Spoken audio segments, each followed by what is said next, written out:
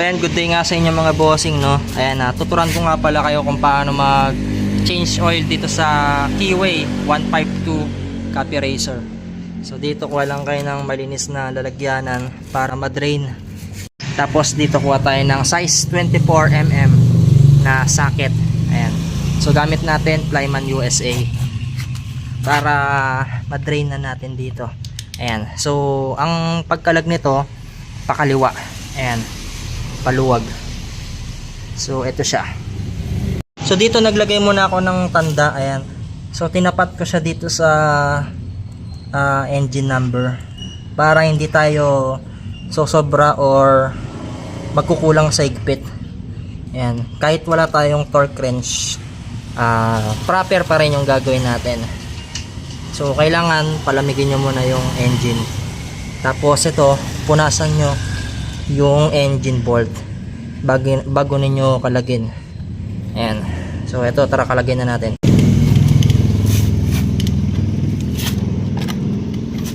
Ayan, pihit pa kaliwa. Ay. Yun.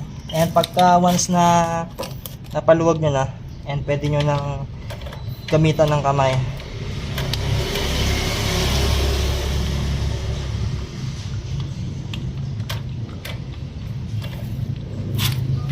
Sobrang higpit.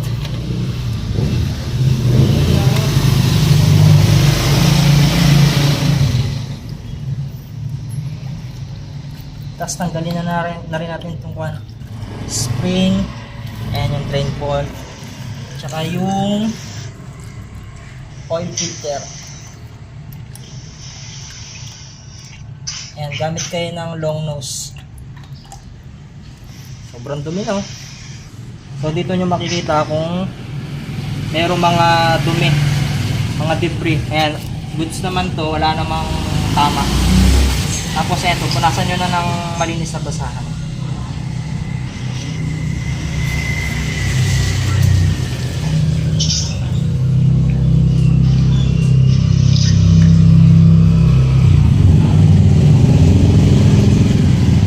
Tapos yung spring.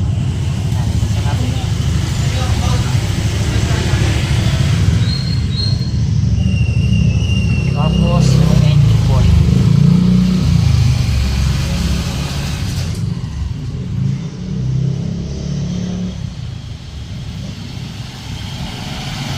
And tapos try yung tagilid para bumaba yung langis. Ayan, o. Pakita mo dito, pre. Ayan, o. Kailangan ma-drain siya. Kahit saktong ano lang. Kasi may latak pa naman dito sa makina eh. Kaya maganda pag mag-change oil ka tuwing umaga. Pag di mo gagamitin. Para nakababa lahat ng makina.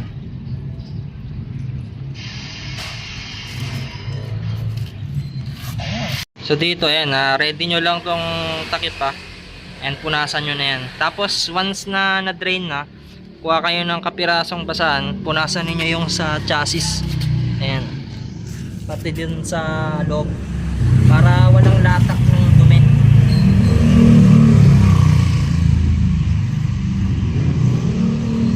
Para hindi namumuo yung putik dito. Ito yung purpose nya.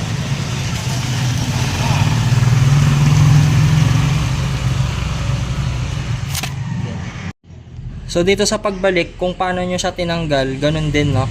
So unahin nyo tong strainer, yung filter nya. Pasok nyo dito sa spring. Tapos pag ganyan.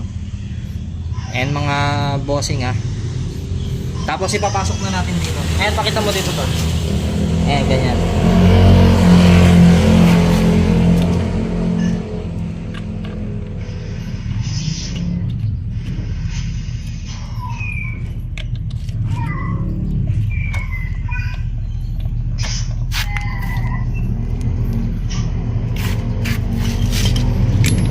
Tapos higpitan na natin.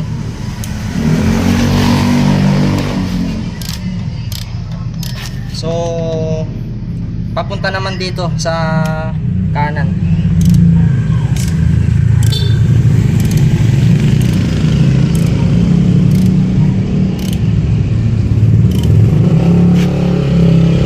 Ayun, tignan mo yung konting higpit pa. Yan yung higpit niya, di ba? At least hindi tayo na over torque o kulang, di ba? Ito yung gatla kanina. So sana nakikita nyo dyan. Ito, di ba? Yan yung purpose niya. And dito ko kayo ng long nose, tapos malinis sa basahan. Ito napaluwag ko naman na to eh. Kaya may basahan para di magasgasan. Yan. So paluwag natin papunta sa kanan. Yan. Once na napaluwag nyo na, buksan nyo na. Siyempre punasan na rin natin para malinis, di ba?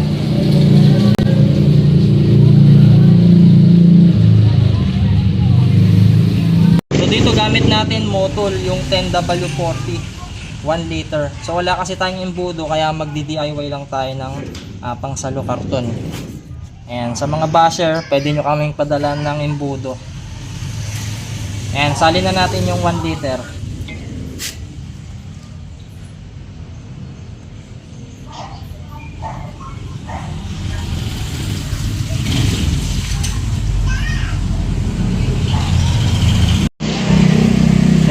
Nasalin na natin lahat, no? Ayan. So kahit nasa bahay kayo, basta meron kayong long nose tsaka yung flyman na ratchet, makapag change oil na kayo. So pagbabasahin nyo sa manual, every 6,000 odo. Pero pwede na yung 15225 odo. And pagka okay na, dito makikita nyo dito, ayan, kung gaano kalinis o kadumi yung langis nyo. Syempre babalik na rin natin yung dito cover. Ayan. So dito saktong higpit lang.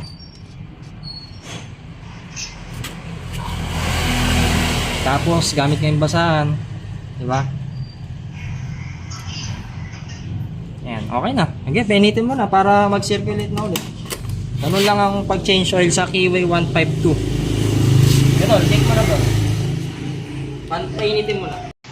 Muna ko isang pa rin.